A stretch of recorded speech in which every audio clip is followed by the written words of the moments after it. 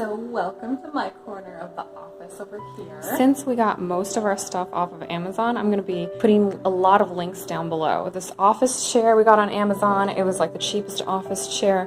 My only complaint is that it's starting to, I don't know if you can see, but it's balling up a little bit. There's like some pink fuzz and I'm not even sure what that's from.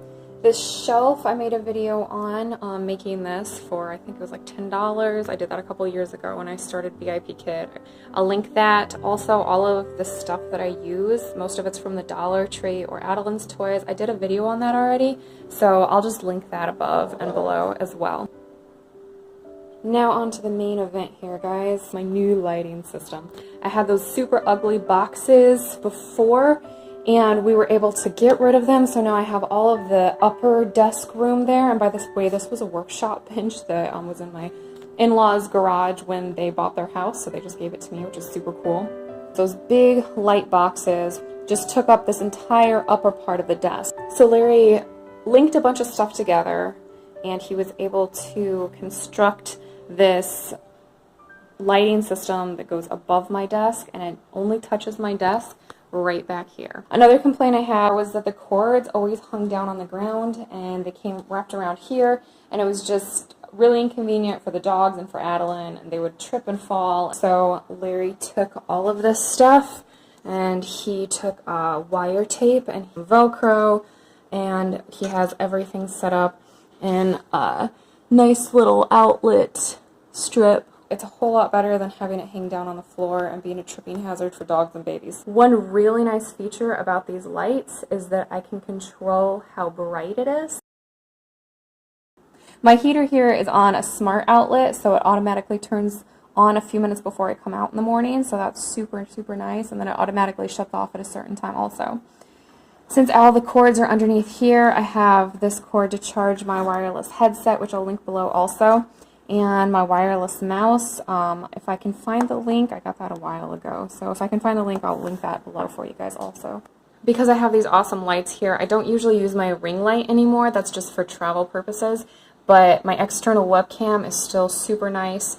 I'll link that below also. These awesome little baskets came from the Dollar Tree, and the trash cans from Walmart. So how much did the whole lighting setup cost? I don't remember the exact breakdown, but all of the lights cost $60.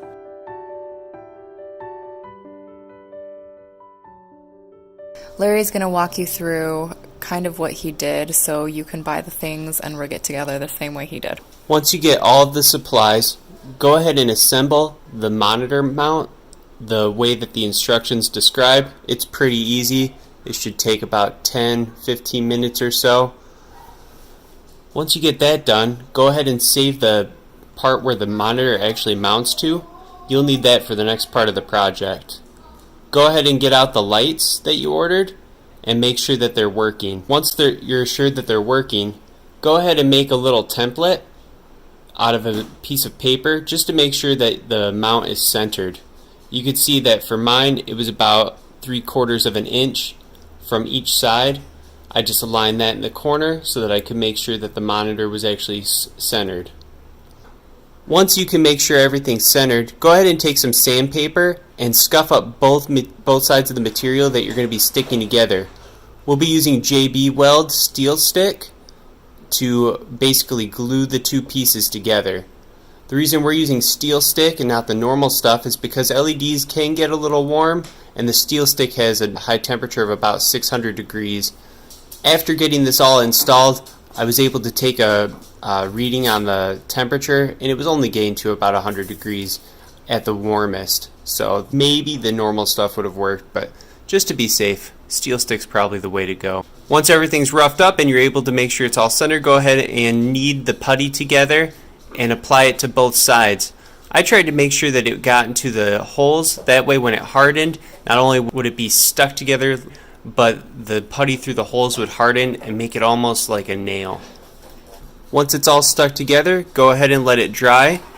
It takes about an hour before it's set, and then you can go ahead and wire it up. While you're waiting for this one to dry, go ahead and start on the second one, doing the exact same process. Now that the putty's cured, you could go ahead and start wiring it all together. Before you start wiring, measure to find out how much wire you're going to need so that the arms can be bent as much as possible and it still have a little bit of slack. You don't want to put too much strain on the wire. This part of the video was a little difficult to record and be able to see and tell what's being done. So I went ahead and just made a wiring diagram. The build is actually really simple. It just gets a little confusing since all the wires are black. When you get everything connected, the one thing to note is that on the converter there's going to be a small brown wire and a small blue wire. Make sure the brown wire goes to your hot side.